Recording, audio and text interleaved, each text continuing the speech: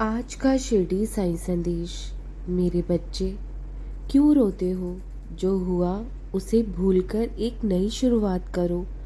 एक रास्ता बंद करने से पहले भगवान 10 और नए रास्ते बना देता है। और हमेशा याद रखना, जिसका कोई सहारा नहीं है उसको वो ईश्वर सहारा देता है। कोई आपको पसंद करे या ना करे, आप अपने परमात्मा के बहुत प्रिय बच्चे हैं और यही आपके लिए काफ़ी है।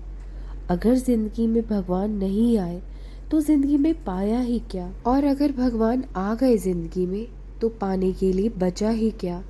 तो तुम्हें तो मेरे बच्चे बहुत खुश होना चाहिए कि तुम्हारी रक्षा करने वाला वो ईश्वर स्वयं है। भले ही तुम्हें इस बात का एहसास अभी नहीं हो रहा हो, लेकिन बाद में तुम्हें अवश्य इस बात का एहसास होगा कि जो भी तुम्हारे साथ जीवन में हुआ है या हुआ था, वो तुम्हारे भले के लिए ही हुआ है। और तुम शुक्रगुजार होगे उस ईश्वर के कि उन्होंने तुम्हें कठिन परिस्थिति में फंसने से बचा लिया। इसलिए जो भी परिस्थिति, सुख या दुख आपके जीवन में चल रहा है, उसे स्वीकार करिए मालिक की मर्जी जानकर, क्योंकि वो हमसे बेहतर जानता है कि हमें क्या, कब, कैसे देना है। वो हमसे कई गुना बेहतर हमारा अच्छा सोच रहे होते हैं। वो कभी भी अपने बच्चों को तकलीफ में नहीं देख सकते। तुम्हारा मन इसी बात से घबरा रहा है ना कि जीवन में सारे रास्ते बंद हो चुके हैं, कोई रास्ता सूझ नहीं रहा है। जब भी जीवन में ऐसा लगे तो हमेशा याद रखना, मैं तुम्हारे साथ हमेशा हूँ। मुझे पता है कुछ लोगों ने तुम्हारे साथ जिंदगी में बहुत गलत किया है और वो आज भी खुश हैं, अपनी जिंदगी वो खुल के जी रहे हैं। लेकिन मेरे बच्चे, परेशान मत हो, क्योंकि उन लोगों के पापों का घड़ा भरने वाला है जिन्होंने भी तुम्हारे साथ गलत किया है, तुम्हें सफल नहीं होने दिया, तुम्हारे परिवार को तोड़ने की कोशिश करी है। उन्हें अपने कर्मों का पश्चाताप अवश्य ही करना पड़ेगा। जो लोग तुम्हारे खिलाफ हैं, तुमसे ईर्ष्या करते हैं, तुम्हारे बारे में झूठ अफवाहें फैलाते हैं, वो ये सब करने के बावजूद भी तुम्हारा कुछ नहीं बिगाड़ पा रहे हैं।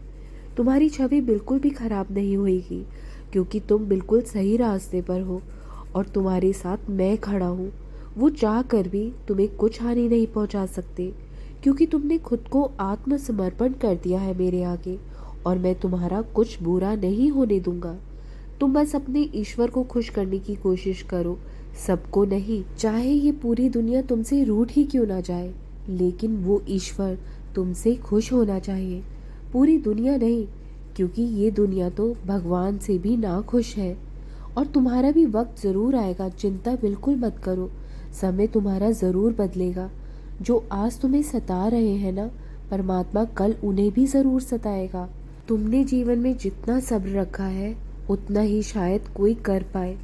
सब्र से बड़ी कोई दौलत नहीं होती, और जिसको भगवान ने सब्र दे दिया तो उसके साथ दुनिया जितनी मर्जी छल कपट कर ले, उसे पता है कि वो मालिक बैठा है मेरी रक्षा करने के लिए, कि मेरा हर जवाब वो ईश्वर जरूर देंगे। एक ना एक दिन वो मालिक इंसाफ जरूर करेगा।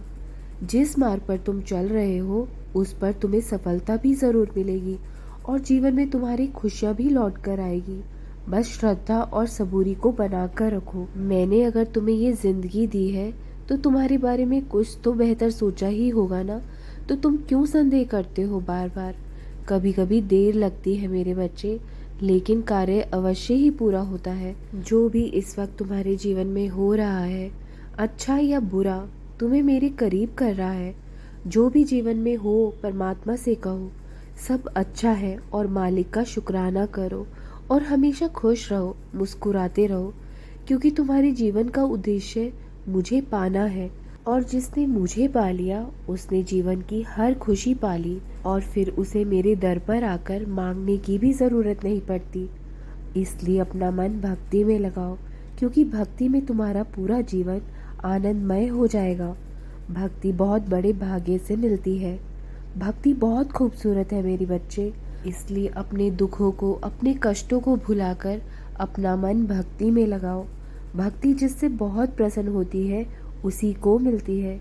जो बड़े भाग्यवान होते हैं उसी को मिलती है। भगवान जिससे बहुत प्रसन्न होते हैं उसी को मिलती है भक्ति। हर वक्त मालिक का मुस्कुराहट के साथ शुक्रिया अदा करो, और जिस रास्ते में वो ईश्वर लेकर जा रहा है खुशी से चलते रहो। अगर ईश्वर को पाना है तो जिस हाल में वो रख रहा है उस हाल में रहते जाओ। जिंदगी के तूफानों से कभी भी मत घबराओ, बल्कि परमात्मा की मर्जी समझकर उन तूफानों में हिम्मत रखकर बहते जाओ और आगे बढ़ते जाओ जीवन में, क्योंकि वो रास्ता तुम्हें मेरे दिल में जगह देगा। इसलिए कभी दुखी नहीं हो, हमेशा खुश रहो और खुशियाँ बांटो भी। मैं तुम्हारी भक्ति से बहुत प्रसन्न हूँ मेरे बच्चे। हमेशा खुश रहो, जाओ तुम्हारा कल्याण होगा।